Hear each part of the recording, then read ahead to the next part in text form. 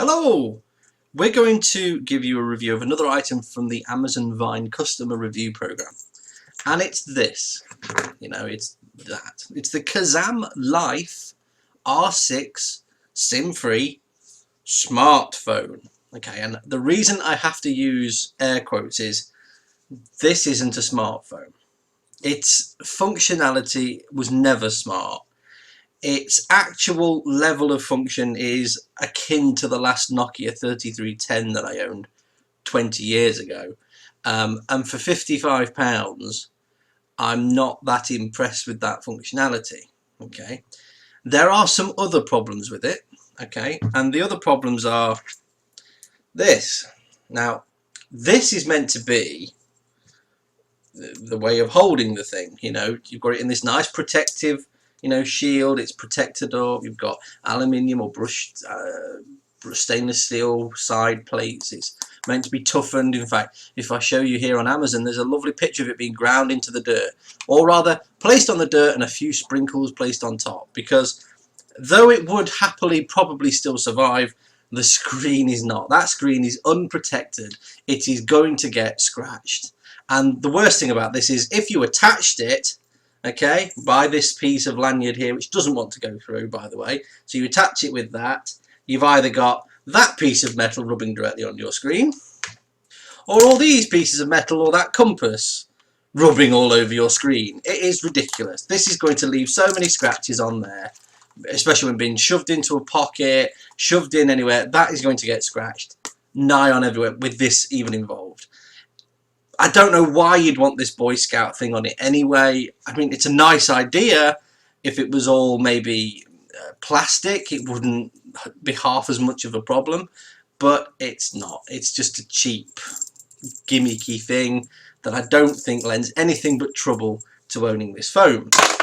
Those negative sides said, when we go into the phone, and this has been on standby now for 3 days and we've only lost half the charge, so I think on a full charge you're going to get on standby at least 6, perhaps 7 days worth of time. I don't know about the call time because it was so annoying to use. We didn't use it for more than a couple of days. In fact, I didn't use it, the wife used it. So initial opening, it's just a standard box. It's no big deal. It's just like this. And you open it up and you are greeted with this thing, and you unscrew the rear and you put things on. Now there's a big camera looking there and a flashlight feature, and you want to look for them, so we unlock and press this key. We go into menu, and oh, there's all these different functions, and there's no idea where half of these functions are. I mean, to get a picture, you go into menu, into multimedia, then into camera. You have to wait and it finally loads up, and the pictures are okay. I mean, it says there 2048 by 1536, but they don't look fantastic. Video recorder is, you wait for it again. It's actually okay. You can quickly nift around it. The frame rate is it's 352 by 288. The frame rate of the video it takes is 30 frames a second, but the video update on the screen is much lower, probably 12 and a half, 15 if that. Image much the same. You've got sort of folder things. I mean, it's okay. It's certainly more geared up for use with the standard keypad and the contacts than anything else. It is a very simplistic phone. Whether it survives with the ruggedness test, I mean, I could take this in the garden and bury it and find out, but I don't think that would actually serve any purpose. Inside the rear door there is a grommet, a rubber grommet, to try and protect it from water ingress. The battery is quite thick. It's a custom battery, by the way. You can't just put a standard battery in it. You've got to go and get their battery. So it's okay. It's certainly not the best phone ever. Who would it suit? Now, strangely enough, my father-in-law's a builder, and I think it would suit him.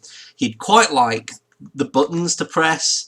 He would quite like the large size of the font. You can't actually see it. I'm just looking. You can't actually see it very well because it is quite a bright screen. I mean, it is a colourful bright screen. It's not black and white. It's colour.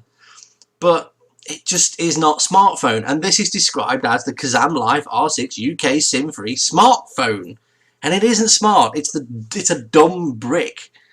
It is not smart whatsoever. That said, it's not a terrible phone. Other people are rating it 4, 5. I'm personally going to give it a 4 because as a phone it works and it works okay. You know, it's very retro in its functionality, but it's not a smartphone, and these silly appendages are just going to damage it. So why use them?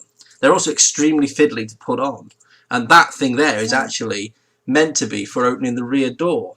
But there you go. So good grip, you know, good hold, good feel. You know, solid phone performance if a phone is all you want. But if you want a calendar, if you want an organizer, if you want to take pictures, and you know, this really isn't the unit for you. I suppose the only other thing to mention on the build is you've got the headphone and the charging socket at the top and bottom. If I can just pull these open, because they are sealed shut quite well. They are, look, quite nicely sealed in. But then when you come to use this one, if I actually grab my USB charger, so that I've got to leave a little bit of a lip around that, and it's, see, it's just a little bit fiddly. It didn't want to go in there, but it did go in there. No lead I've got didn't. It's just a little bit fiddly because you've got the outer shock layer of the case, sorry, the outer rubberized layer, the slightly inner hardened shell, and then within that the actual board of the, you know, the PCB on the phone. So it's fine. It's an okay phone. We're not going to actually even rant about it.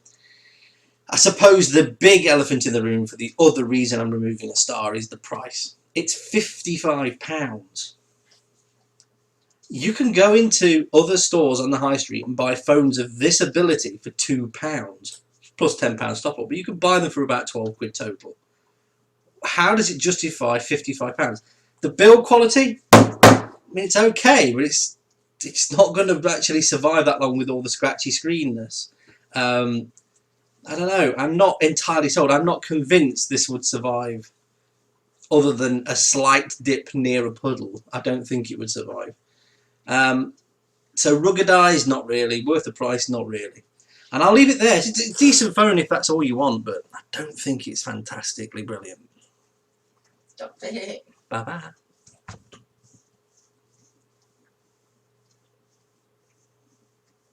Well, that's it now.